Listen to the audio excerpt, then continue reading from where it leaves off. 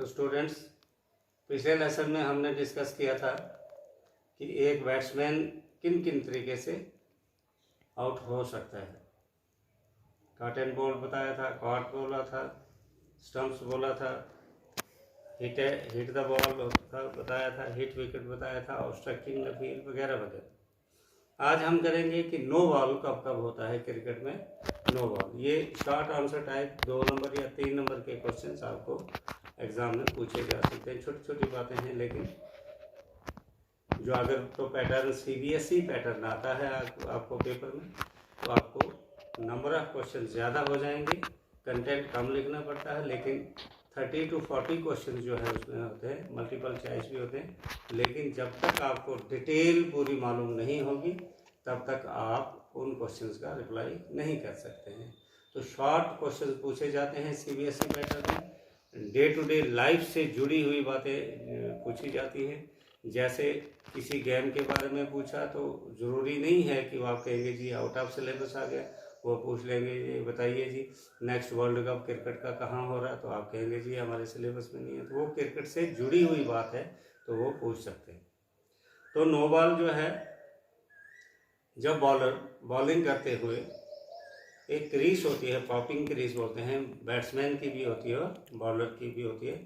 अगर हाफ से ज़्यादा पाँव अपना या पूरा पाँव लाइन से आगे चला जाता है, उसका कुछ पार्ट लाइन से पीछे रहना चाहिए जब बॉल रिलीज करता है। जब बॉल जो है बॉलिंग कर दी तो उसका जो फ्रंट फुट मीन्स आगे का पैर है वो पॉपिंग क्रीज से कुछ ना कुछ पार्ट 2 सेंटीमीटर 1 सेंटीमीटर पीछे रहना चाहिए। अगर वो उसको क्रॉस करता है तो वो नो बॉल दिया जाता है।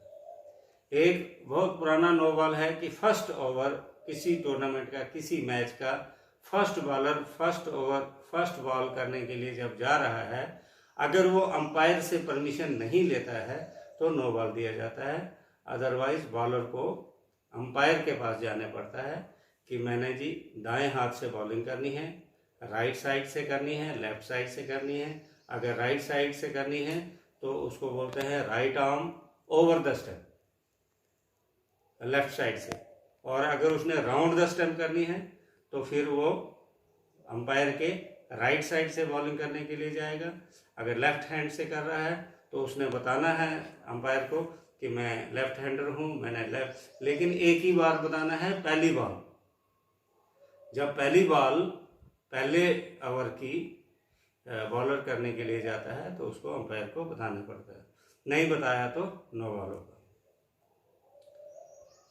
आजकल डिफरेंट ICC के रूल जो है चेंज होते रहते हैं। अगर बॉल विकेट या बैट्समैन के सर से ऊपर गुजर के सीधा पीछे हिट कीपर के पास हिट करता है, मतलब उसके आगे जो है फ्रंट में हिट ही नहीं करता है, जो 22 यार्ड की पिच हमारी होती है उसमें बॉल पिच ही नहीं करता है और बॉल ऊपर से चला जाता है बैट्समैन के हेड से, तो उसको भी नो बॉल कहा जाता है।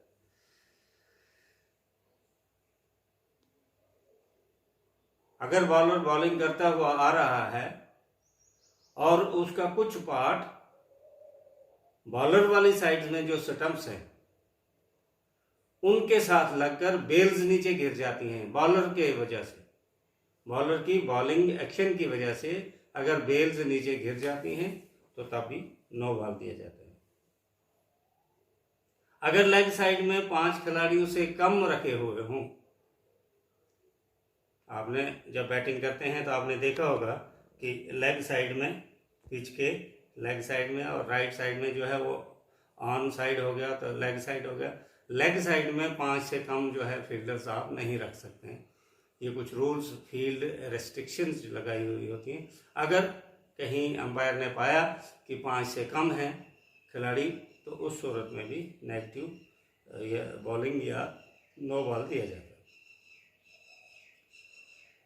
अगर 30 यार्ड सर्कल मतलब बैट्समैन के आसपास 30 यार्ड के अंदर 5 फील्डर जो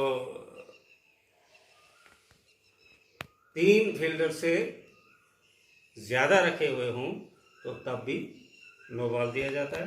और आजकल एक और चला है कि अगर एक ही ओवर में 2 बार बाउंसर आ जाए, बाउंसर क्या हुआ कि बॉल को पिच किया और पिच करने के बाद वो हेड लेवल पर, अब ये क्यों रखा जाता है नो बॉल कि बैट्समैन को चोट ना लग जाए, तो अगर वो हेड लेवल पे क्रॉस करता है तो रेफरी जो है नो बॉल दे देता है।